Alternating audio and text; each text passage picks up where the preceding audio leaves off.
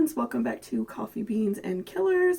Today we are going to be talking about the Kyoto animation Arson attack in 2019, and I thought we would try something a little bit different, so we're going to do a little get ready with me. So let me know if you guys like this or not.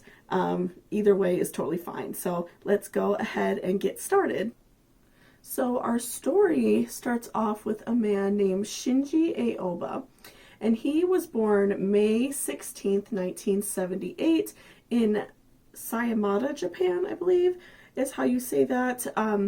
So at this time of the crime, he was 41 years old, and there is not a lot of information about Shinji's life as like a young child or anything like that. There may be more on like Japanese websites, but not from what I could find here. But we do know that in 2012, he robbed a convenience store in Tokyo, and from this, he got like about $200. It was a really low amount of money, and he ended up turning himself in later on. And because of this, he was convicted of robbery and possession of a weapon because he did have a knife at the time, and he ended up spending about 3.5 years in prison. And while he was in prison, he was treated for mental illness as well, although I couldn't find a credible source saying exactly what it is, but we know during this time that he was treated for some sort of mental illness. When he was released in 2016, he ended up living in government subsidized housing built for prisoners, so he could save money while working, and he didn't have to pay any bills, he didn't have to buy any food, and he could save all that to, you know, get back up on his feet. And he ended up getting his own apartment in Sayamada City. And Shinji had several instances with his neighbors, especially one in particular. He really seemed to not really get along with this man. He would often play music like really loud, and the neighbor would get upset and call the police, and Shinji would then like turn the music down just for like a week or two, and then he would turn it right back up and, you know, disturb everybody in the building. And this neighbor of his, the one that mainly spoke to police and spoke out about the issues he was having after his crimes, said that Shinji smelled really bad all the time. Like, he would wear the same clothes all the time, very often, and he would always just stink, and his apartment smelled bad. And that was like something that his neighbor really tried to like drive home. In the interviews that I read with him, it really clearly bothered him that Shinji smelled bad. Boo! You stink! And during the time Shinji was in his new apartment, between like late 2016 and 2018, he started working on his artistic abilities. He found out that a company called Kyoto Animations was having a competition, and so he really started working on his writing and his art so he could put himself in this competition. And between 2017 and 2018, he entered the competition 2 separate times. And Kyoto Animations is a huge and very successful animation company in Japan. They're very popular. They have a lot of really like big shows over there because anime is like a really big deal in Japan, of course. And so they have a lot of really big shows, and every year since 2009, they hold a competition to allow the public to submit stories. And if you win the top prize, you can win about 100,000 yen or about $900 US, and your story can be put into like a manga or a Japanese comic book, if you will. And if your story is like really good and the books sell really well, your story could be made into an anime. So this is a really big deal. They have so many submissions. This is like a huge deal for artists and writers in Japan, and they really love to participate in it. And like I said, Shinji put in 2 submissions throughout this time. And this was a really big deal to him because Shinji basically sat around all day and played video games. He didn't really do a lot. He listened to music. At this time, it appears as if he was unemployed. And so he he found something that he could kind of like put his energy in, and for a while this did help him out, but he did become very frustrated and very angry when he did not win these competitions. In fact, his writing and his like drawing style was eliminated in that first round, so he didn't even make it past that first round, and he was very, very angry that this was not working out for him. And during this time, Shinji's aggravation became very exacerbated by his neighbors. He was constantly fighting with his neighbors, arguing about the music, and he was frustrated by, you know, not being accepted into this program, and it was a really hard time for him. And for months he just sat and stewed and was angry about, you know, not being accepted into this, as well as fighting with his neighbors very often. So in late 2018, Shinji is at home chilling, not really doing a whole lot, watching an anime, and he sees what he believes to be his show, his writing, his story that he created on this anime he's watching, and this frustrates him. He becomes extremely aggravated about this because he feels that Kyoto Animations stole his story that he submitted over the last year or so, and he becomes extremely angry during this time. And in October of that same year, Shinji starts sending threatening emails to the people who worked at Kyoto Animations. In fact, he sends about 200 emails to several different people within the company. All of these people, you know, people who have no idea what's going on, and he starts sending all of these threatening emails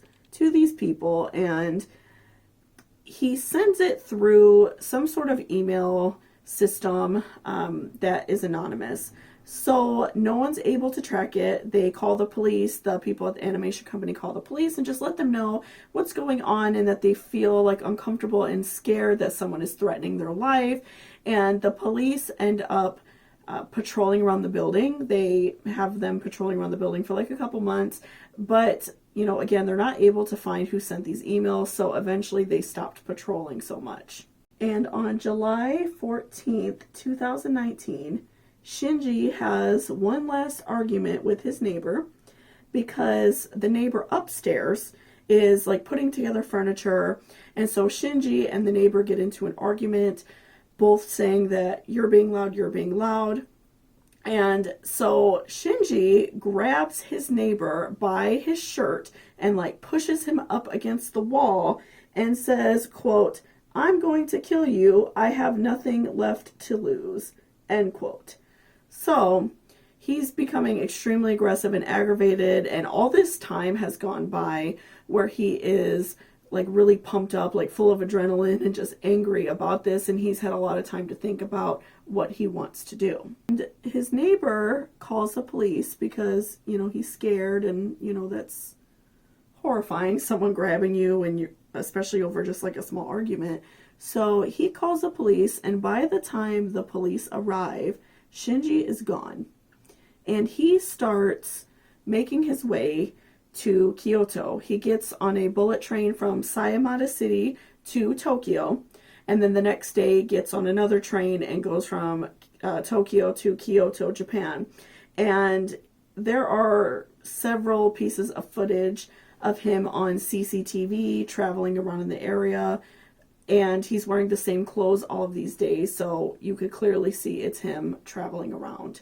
And on July 17th, there is CCTV footage of him at a hardware store purchasing a metal cart, and he is wearing the same shirt, the same red t-shirt, and I feel like many people after this were saying that they saw him around town and he just wasn't, you know, he just kind of looked like touristy type of guy, but I feel like it made him more obvious, and it was probably easy to find him in a lot of this footage because he was wearing like a really bright red t-shirt, and it was really easy to spot him. So, you know, he wasn't really good at hiding. And after Shinji purchased this cart, he walks almost 6 miles to a local gas station and purchases 11 gallons of gas in a, they're like in those cans that gasoline can come in. And then he makes his way up the Uji River, making his way towards Kyoto Animations. So the studio that he was making his way towards is called Studio One. It appears as if they have several other studios throughout the city as well, but he went to this one. Not really sure why in particular, but it appears as if they have lots of other buildings as well. Shinji that night stayed at a local hotel, and he got up, got his cart full of gasoline, and made his way towards Kyoto Animations. He arrived there at about 10:30 a.m., and at the time there was about 70 people working inside of the building. Shinji pushed his cart through the front door and knocked over one of the gasoline cans and screamed, "Die!" And the building immediately caught on fire. Within 10 seconds, the gasoline cans exploded.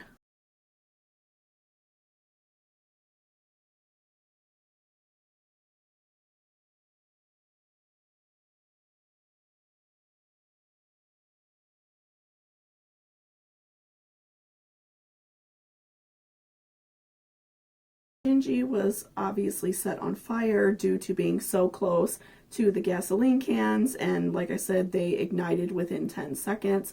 So his whole body was on fire, and he ended up being able to stumble out of the building into the street, and passers-by treated him. They helped him with his wounds until the police arrived. And at this point, he was passed out laying on the street because, of course, they didn't know that he was the one that set fire to the building. Once Shinji regained consciousness, he started running, but two Kyoto Animation people, workers, saw him and they knew who he was. They saw him set fire to the building, so they started chasing him down and were able to hold him down until the police arrived. Firefighters arrived at the scene very quickly, but unfortunately, many workers died. Many of the people in the building passed away already. 33 were confirmed dead at the site, and 3 more died later on from their injuries, and there was another 33 people that were severely injured. The fire was not subsided until about 3:19 p.m., and it wasn't completely extinguished until 6:20 a.m. the next day, which would be July 19th. The animation studio had no security measures whatsoever. They left the front door unlocked at all times of the day.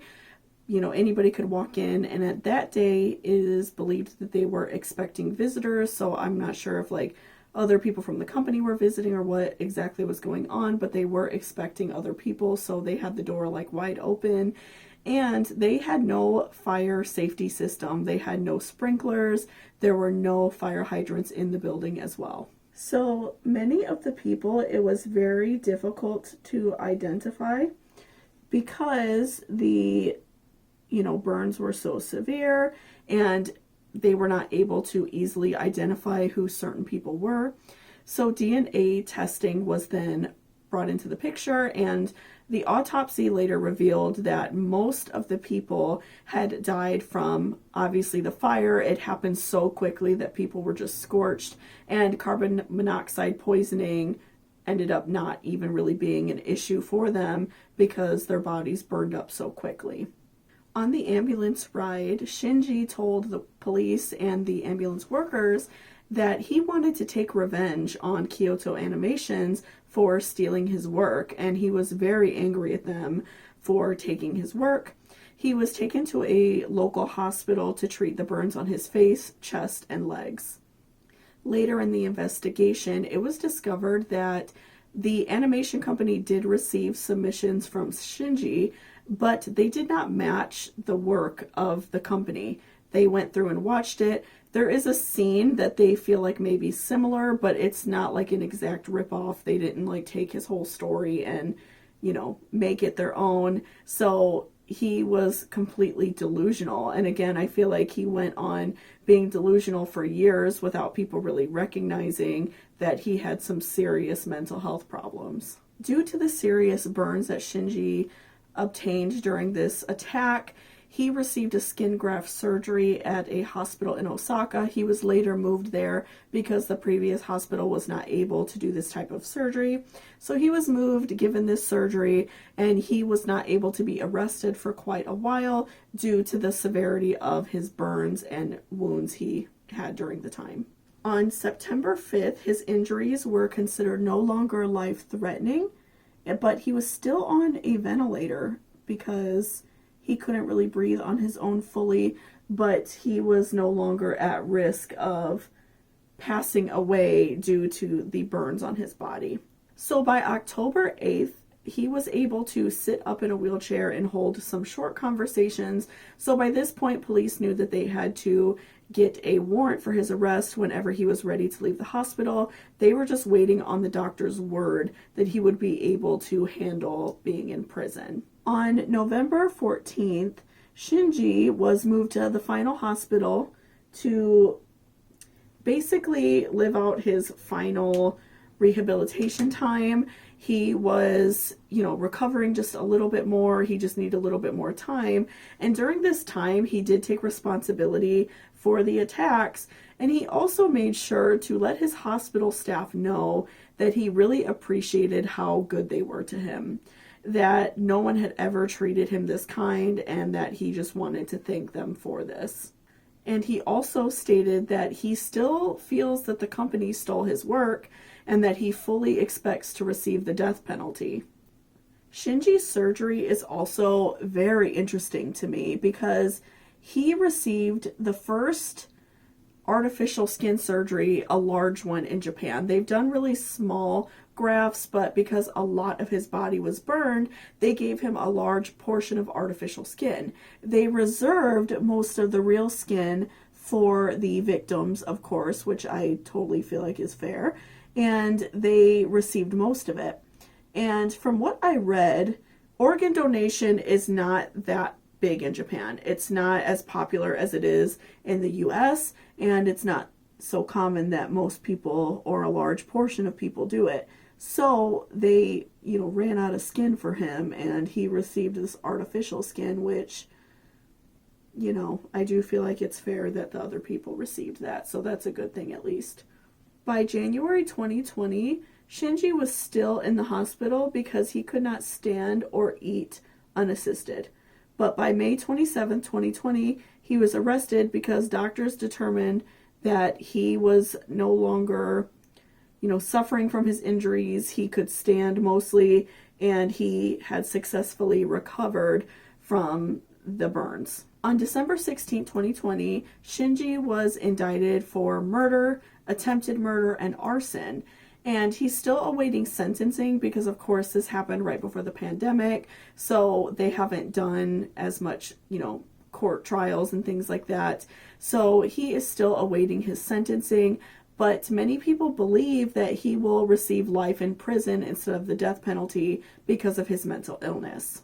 It is also taken into account that Shinji had several other weapons on him at the time of the attack. So for some reason, if the fire thing didn't work out, he was going to attempt to take the lives anyway. So they're taking that into account, that he had like a backup in case the fire didn't work.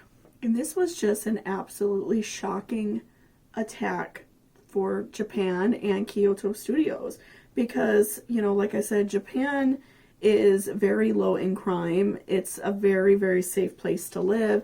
And so when something like this happens, it's really major. Of course, it's a big deal when it happens everywhere, but I feel like in America, at least, we are slightly, we have like a thick skin to crime. We don't feel it as heavily as places do where, they barely ever have any incidences, especially to this magnitude happening. And 27 of the 33 employees that were injured have returned back to work, but they did take quite a long extended stay due to, anxieties and also the physical pain that they were in. And I'm sure that that was horrifying to go back to work and have to deal with the stress of that. So they took some time for themselves, which I think is great.